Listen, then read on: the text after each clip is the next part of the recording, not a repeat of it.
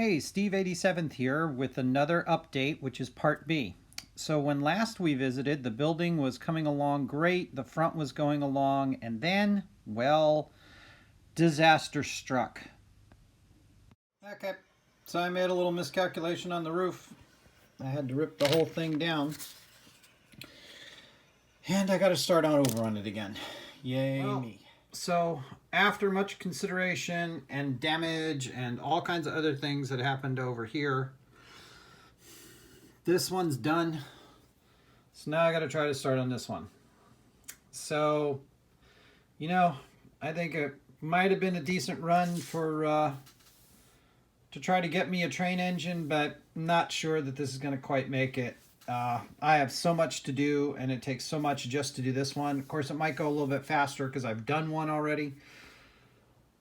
But I don't know. We'll see what happens. Like I said, there was just way too much damage and stuff that happened because I put the roof on wrong. So we're going to keep moving on. All right, here's the new front. Now I just got to do a whole bunch of work to it.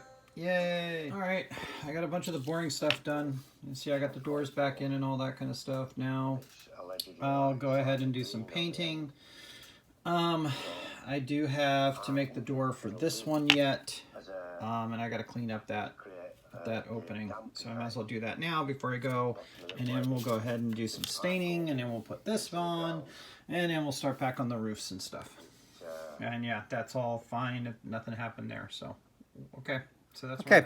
Going to do a little bit of a longer video here while I repaint my front. I just want to show you guys how I did it, what I was doing. So the first thing I needed to do was, let's see, according to Heath, I'm supposed to get one of these really big brushes to do this little, so it should take me like about a swipe or two. No, I'm not going to do that. These stiff brushes don't work very well. I actually am a little bit partial to disposable brushes. There is a good reason for that. A lot of times you can get the real expensive brushes, but if you do, then you got to worry about them a lot, and you got to really clean them and clean them well. Disposable brushes sometimes are a lot more forgiving, and you can do things with them. So the first thing I'm using is the FX Barn Red Wash. Now, if you guys remember, what's funny is not all of this is red. It's just the part that is up top. Now I'm using an acrylic wash rather than paint. It has a little bit of a different tinge to it. The other things about washes too, unlike the stains, they do soak in pretty good. I kind of like them. Plus this was cheap, and it was this is a Testors Creator X. Can't find it anymore, I don't think, because I think they've discontinued this line, but it said it was Barn Red, so I thought that would be a good color to use, which is what I'm using. Now I'm on the glass tabletop, and this is one of the things that's really nice about the glass tabletop. I'm putting this on kind of thick because this is actually red. It's not too faded of a red. It's just normal fade from a building. So I just wanted to kind of capture that. So that's why I put it on kind of thick. Bad thing about wood is it'll sometimes grab a paintbrush. And the nice thing is this whole area in between here is dead. So I can play and do some things with it.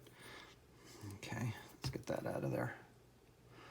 And the funny thing is I've found, people are like, oh, if you get the really good brushes and all that kind of stuff, they fall apart too.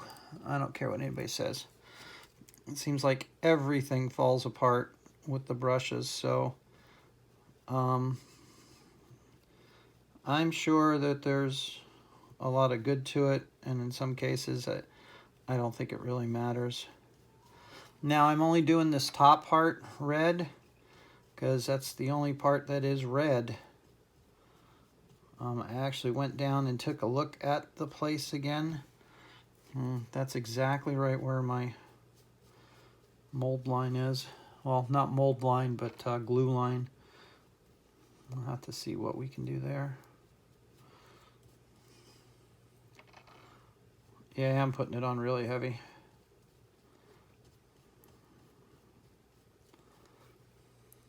But that's what I did last time and it came out pretty good. It'll soak into the wood and the wood will take up some of it. And yeah, you can already feel the wood here kind of wanting, it's soaking it up and it's wanting to bow a little bit. So I'm gonna have to put some weight down on these. Now, this is 2.0, right? So you'll notice a couple more things that are different about this. I have a new cut line in here, which is the top roof. I haven't put a sill in there yet. I have to see how that roof section is going to set, whether I need to put a sill in there for the roofing, or if I can get away with just gluing the roofing to this. Oops, a little bit too deep. Well, that's okay. That's going to be covered up. I forgot. I also have this other long cut right in here because I found out when I went on site to look at the place that it actually has a plywood covered top. So the underside of the porch, which I couldn't see from Google, was actually all plywood up. Okay, so it's a solid underside, which makes it a little bit easier because now I don't have to make rafters for the whole thing. I'll just make some, as you guys saw before, so this time I'll just make some supporting rafters that will just hold parts of the roof so it doesn't sag or anything like that. Now, one of the nice things about the acrylic washes, of course, is it's water. So I can easily switch over. But what I'm going to do, this is the modern, I think the modern vehicle wash was way too light. Remember about keeping scraps? Nice thing about keeping scraps is if you keep scraps, you're always going to have something to test your stuff on. Oh, no, I think that is what I used last time. Okay. So we'll get some of that red out of there. And we'll use this. I know this sounds really weird, but it is kind of nice being able to just come up onto the glass section that you have here itself. Maybe that's a little bit too dark. That might be too dark. Let's see.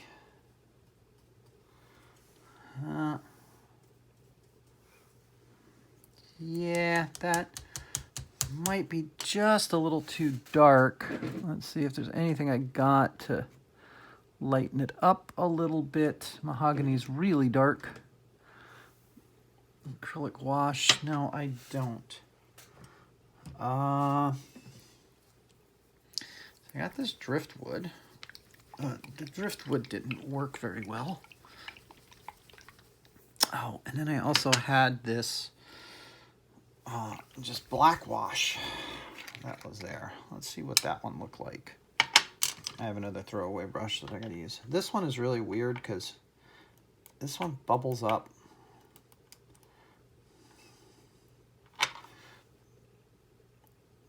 Oh, the black wash is way too dark. Okay, so I must have used the brown, so we'll just use that again.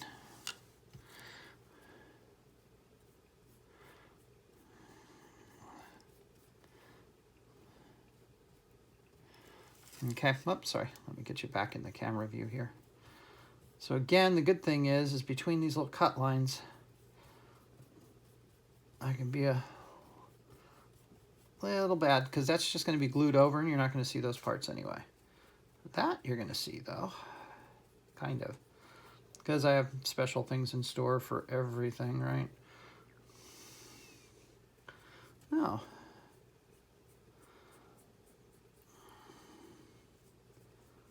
A little bit of red mix makes it kind of neat. Do not ask me why they did this, but that's the way that the building is set. It's set with stain on one side and painted red up on the top.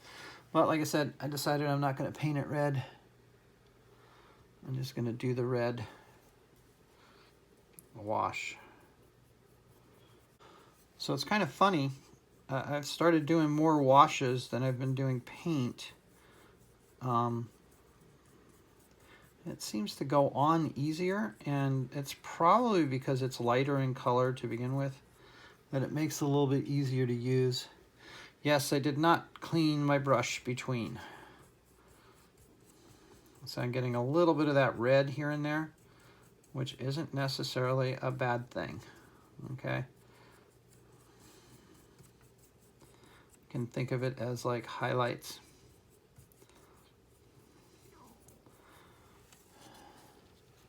And since I'm falling behind a little bit, I'm doing this a little bit quicker than I probably would normally. Oh, that's right. I do need another piece of wood that goes up. Found out that there's a side that goes right there that they put a bulletin board on that is interior wood, exterior metal. So that's kind of a weird little thing. But I get this over. And then again, remember I'm doing this because I had to start all over again because I messed up the roof that goes on this line. You know, that's one of the things. I have a background in architecture. For some reason, when I was doing architecture, I could always do roofs. But I always had a bad problem with stairs. Now it seems in modeling I can do stairs, but I can't do roofs very well. But it's all okay. It all comes out.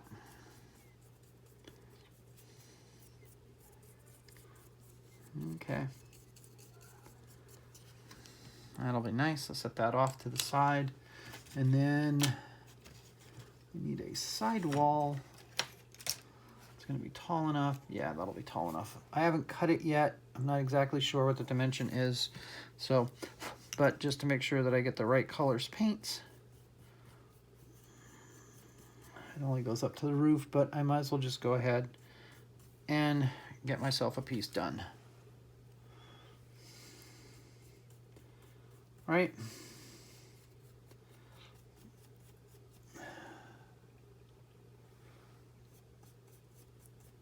And it doesn't hurt to have some of this left over.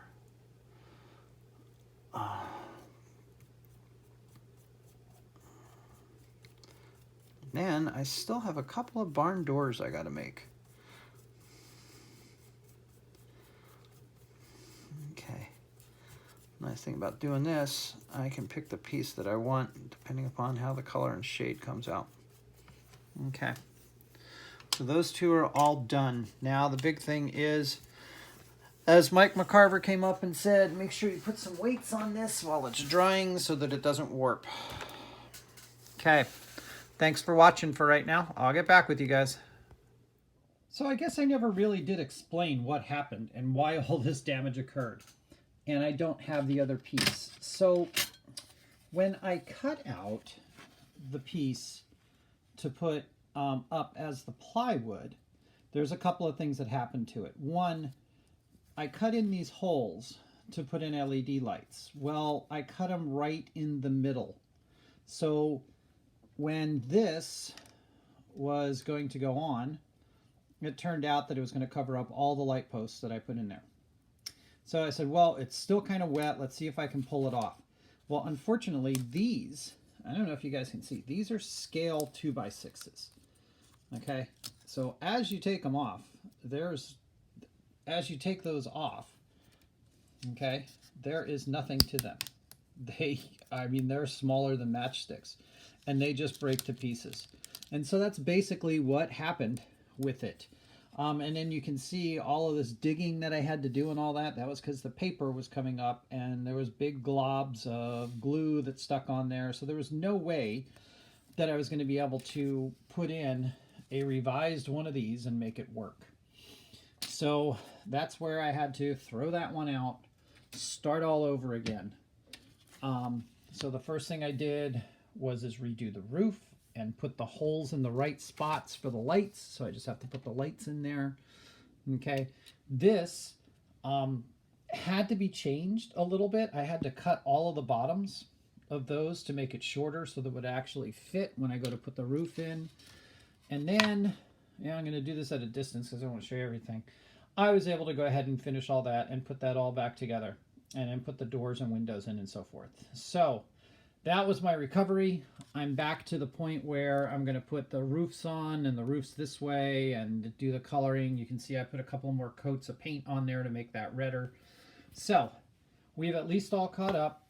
So that was rebuilding in the middle of a scratch build. All right, thanks for watching. I'm going to have an update on what else I've done while I was rebuilding the front end of this. So I hope you guys watch that too. This is Steve87 saying thanks for watching, and I'm getting closer with the finish of this scratch build. Thanks for watching, everybody.